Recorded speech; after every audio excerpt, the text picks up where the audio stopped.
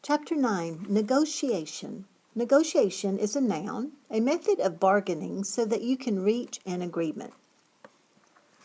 Evan looked up from the marble track he was building when Jessie walked into the front door. She looked hot. She looked sweaty. She looked happy, really happy, like she'd just gotten an A+, or like she just won a war. "What are you smiling for?" asked Evan, holding a marble at the top of his track. No worries." Jessie put her hands on her hips and stared at Evan. She looked like one of those goofy yellow smiley faces, all mouth. "Well, quit looking at me, would ya? It's creepifying. You look like you're going to explode or something." Evan dropped the marble into the funnel. It raced through the track, picking up speed around the curves. It passed the flywheel, sending the flag spinning, then fell into the final drop. When it reached the end of the track, it went sailing through the air like a beautiful silver bird, and fell short. The marble landed on the ground instead of in the bullseye cup. Evan muttered under his breath and adjusted the position of the cup. "Raise the end of the track," said Jessie. "You'll get more loft." Evan looked at her angrily. The marble had fallen into the cup the last 10 times he'd done it. Why did it have to fall short the other time? She was watching. "Don't tell me what to do," he said. Why was she smiling like that? "I didn't tell you what to do," she said. "I just made a suggestion. Take it or leave it." She turned and walked up the stairs. "Grump, Mr. Fink." She tossed over her shoulders. Evan threw a marble at her, disappearing back, but missed by a mile. Well, he hadn't really been aiming anyway. He just wanted that feeling of throwing something. He'd been feeling the need to throw something these past 4 days. Grump Mr. Fink, that was the name of the character he made up when he was 6 and Jessie was 5. That was back when Mom and Dad were fighting a lot, and Evan and Jessie just had to get out of the house. They scrambled up the climbing tree. Evan had a branch, Jessie had hers, and waited it out. Sometimes they'd have to wait a long time. And once, when Jessie was thirsty and impatient and cranky, Evan had said, "Be quiet, and I'll tell you a story about Grumminster Fink." Grump Mr. Fink was a man who was cranky and mean and made everybody miserable. But deep down, he wanted people to love him. That every time he tried to do something nice, it turned out all wrong. Evan had made up a lot of stories about Mr. Fink in that tree, but after Dad left there just wasn't any more stories to tell.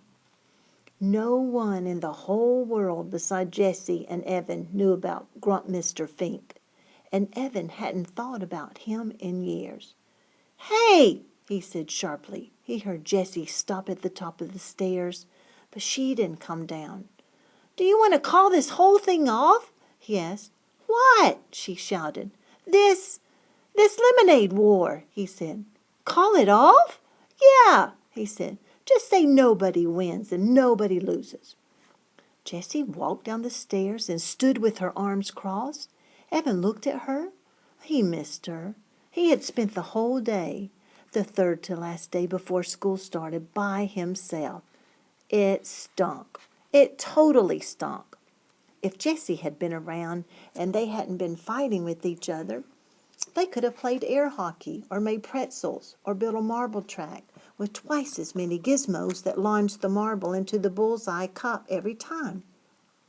Jessie was very precise. She was good at getting the marble into the cup. "What do you say?" he said. Jessie looked puzzled. "I don't know," she said, frowning. "You see, Megan kind of, well, she—" Evan felt his face go hot. Megan Moriarty? Every time he thought of her, his throat got all squeezed and scratchy. It was like the allergic reaction he had if he accidentally ate a shrimp. "You told Megan Moriarty about everything?" he said, feeling itchy all over. "No, well, what's everything?" asked Jessie. Evan thought she looked like a fish caught in a net. "You did." And suddenly Evan knew exactly why Jessie had been smiling when she walked in the door. and why she didn't want to call off the war. She had done it again. She had figured out some way to show the world just how stupid he was. Like the time he came home with 100% on his weekly spelling quiz. The only time he'd ever gotten every word right, to find that Jessie had won a statewide poetry writing contest. He'd thrown his paper in the trash without even telling his mom. What was the point? Evan didn't know how, but somehow Jessie'd find a way to earn more than $103.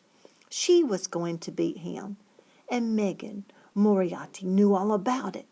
And she would tell everyone else. All the girls would know. Paul would know.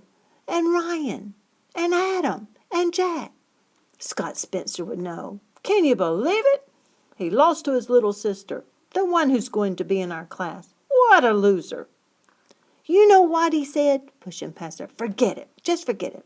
I said anything. The war is on. O-N. Prepare to die.